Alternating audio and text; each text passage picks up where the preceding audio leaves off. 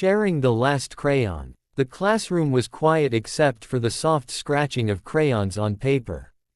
Sunlight spilled through the windows as everyone worked on their drawings. Today's task was simple: draw something that made them happy. Ion grinned as he colored a big park with trees and swings. He reached into the crayon box in the middle of the table, and paused. Only one red crayon was left. Across from him sat Sarah, staring at her paper. She had drawn a heart, but it was still empty. Red was her favorite color, and it was the only color she wanted for her picture. Ion noticed her eyes flick to the crayon in his hand, then quickly look away. Ion hesitated. He still needed red to color the kite flying in his picture. He wrapped his fingers tightly around the crayon, then looked at Sarah again. She didn't ask for it. She just sat quietly, trying to decide on another color. Something warm tugged at Ion's heart. He slid the crayon across the table. "You can use it first," he said with a smile.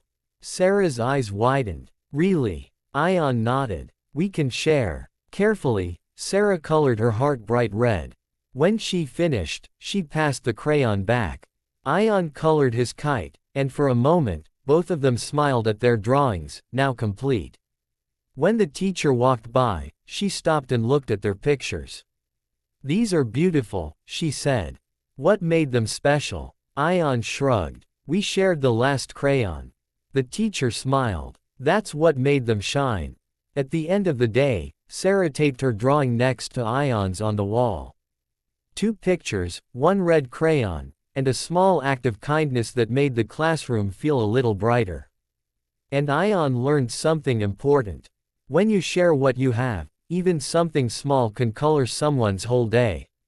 The next morning, the red crayon sat back in the middle of the shared box, a little shorter than before but still bright. Ion didn't think much about it, until art time began again.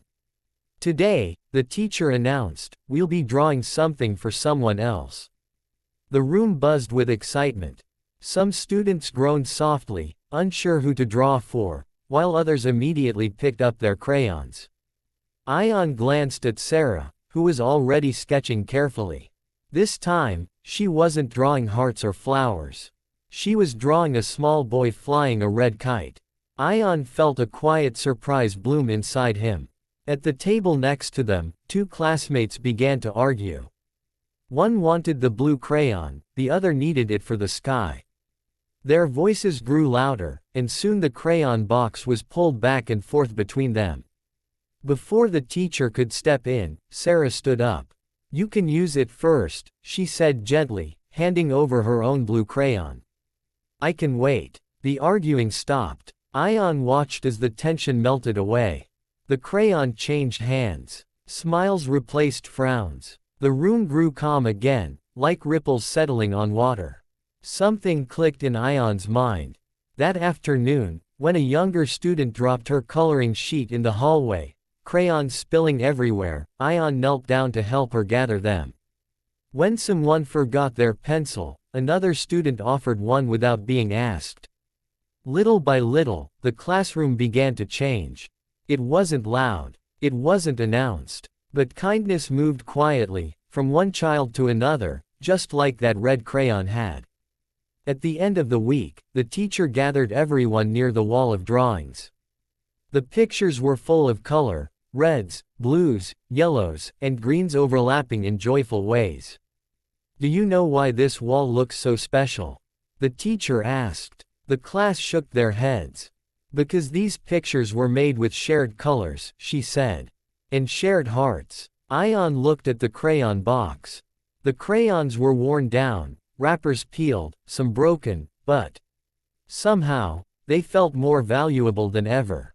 He smiled, realizing something important. Kindness doesn't stay where it starts. Once shared, it travels, coloring more lives than you ever expect. Weeks passed, and the crayon box grew lighter. Some crayons were stubby, some snapped in half, and a few had lost their paper wrappers completely. Still, no one complained. The classroom had learned how to make do, and how to make space for one another. One rainy afternoon, the teacher announced a surprise. "Tomorrow, we'll be having an art display for parents," she said. "Each of you will create one final drawing to take home." The room filled with excitement. This drawing mattered. That night, Ion carefully planned his picture. He wanted it to be perfect. The next day, he began coloring early, filling his page with careful lines. But when he reached for the colors he needed most, his heart sank. The red crayon was gone. Ion searched the box again. He checked under the table. He even looked in his backpack, just in case. Nothing. His picture felt unfinished without it. For the first time, worry crept into his chest. He sat quietly, unsure what to do. Sarah noticed. She leaned over and whispered, "Are you missing something?" Ion nodded. "I need red." Without hesitation, Sarah opened her own small crayon pouch. Inside were crayons her aunt had bought her, new, sharp, and barely used. She took out a red one and placed it on Ion's desk. "You can have this," she said softly. Ion blinked. "But it's yours." Sarah smiled. "So was the heart I colored that day. You shared first." Ion felt something warm spread through him, not just relief, but understanding. He carefully used the crayon, making his picture bright and alive. When he finished, he tried to give it back. Sarah shook her head. "Keep it. Share it with someone else." At the art display the next day, parents walked slowly along the walls, admiring the drawings. But one picture caught everyone's attention, a classroom filled with children, all coloring together, one red crayon in the center. Underneath it, Ion had written, "Kindness is a color that never runs out." The teacher read the words aloud. The room grew quiet. Ion looked at Sarah. Sarah looked at the wall.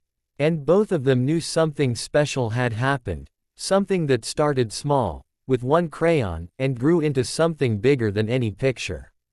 Because true kindness always finds its way back, brighter, warmer, and ready to be shared again.